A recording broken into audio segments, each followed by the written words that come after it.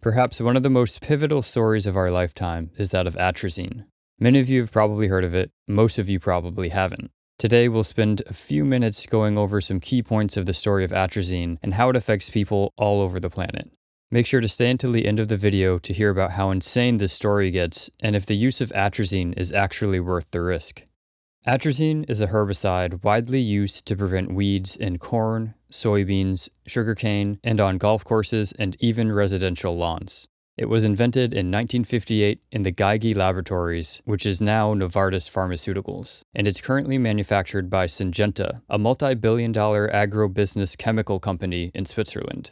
Atrazine works as an herbicide by effectively starving targeted plants while simultaneously causing oxidative damage. As of 2001, it was the most commonly detected contaminant in U.S. drinking water, and around this time is where the story starts getting weird. A few years later, in 2004, the EU banned the use of atrazine when it found concentrations in groundwater in Europe were higher than the regulated limit. Not only that, Syngenta couldn't prove that the levels were safe, they also couldn't show that their runoff could be prevented. In the years prior to 2002, Tyrone Hayes, a biologist, researcher, and professor at the University of California, Berkeley, was hired by Syngenta, back then Novartis, to investigate atrazine's potential hormonal effect in frogs. Hayes' research found that male frogs exposed to 1/30th the legal limit of atrazine set by the EPA partially and even completely changed their gender. Some were even able to mate and produce offspring. In a very tiny, uneducated nutshell, Hayes found that atrazine acts as an endocrine disruptor and lowers the amount of testosterone while increasing estrogen in the male frogs, causing their reproductive systems to begin doing things like making eggs. Endocrine disruptors have the potential to affect human health, some even at low doses, like the more well-known chemical compounds like BPA, phthalates, or forever chemicals. In 2003, the EPA conducted a review of Hayes' study and claimed that there were several problems with it, essentially saying that his data was unreliable and that his research could not be replicated. Keep in mind that Hayes is a professor at the University of California, Berkeley, one of the most prestigious universities in the US. Hayes' response to the EPA is that essentially no scientists 100% replicate other scientists' experiments. Reproducibility is actually a growing problem in science but is overlooked by most sources. Being able to reproduce experiments is baked into the scientific method, but this is next to impossible in a system where scientists are struggling to get funding. A 2005 statement from Ann Lindsay, the Deputy Director of the Office of Pesticide Programs at the EPA, said that the EPA's publicly available white paper found that all of the available information was scientifically flawed. Because of these flaws, no firm conclusions could be drawn about whether atrazine affects frogs, and if so, at what levels. Kinda weird for an institution to make a blanket statement like all the data is wrong, but let's continue.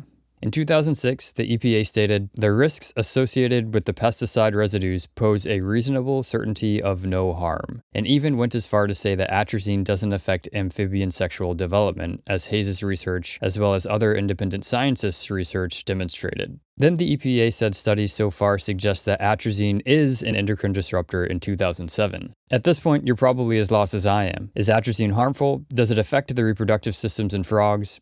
If it does it or can it cause reproductive harm in humans? Are some of the endocrine disruptors also associated with cancer risks? A separate body called the Agency for Toxic Substances and Disease Registry sought to answer these questions in 2003. They explained that studies of couples who lived on farms that use atrazine had an increased risk of preterm delivery, and that maternal exposure to atrazine in drinking water was associated with low birth weight and heart, urinary, and limb defects in humans. They also said that the results of these studies were difficult to interpret because farmers are exposed to multiple types of pesticides. At the time, the agency also said that there wasn't enough evidence to say whether or not atrazine causes cancer.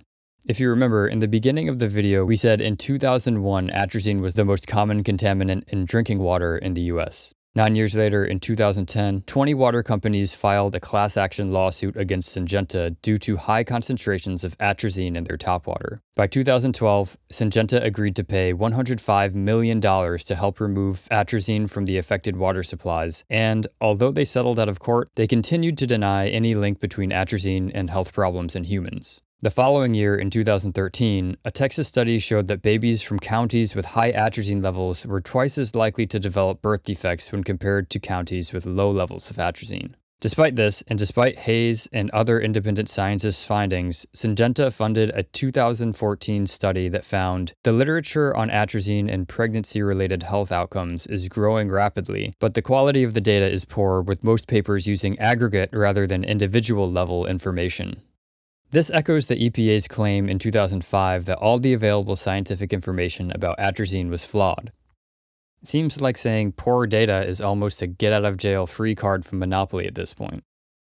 This is the part where I tell you that Syngenta actually wouldn't allow Tyrone Hayes to publish the data showing a link between atrazine and the demasculinization of frogs. Despite this, Hayes broke his contract, repeated the experiments, and published his findings in prestigious journals like Nature.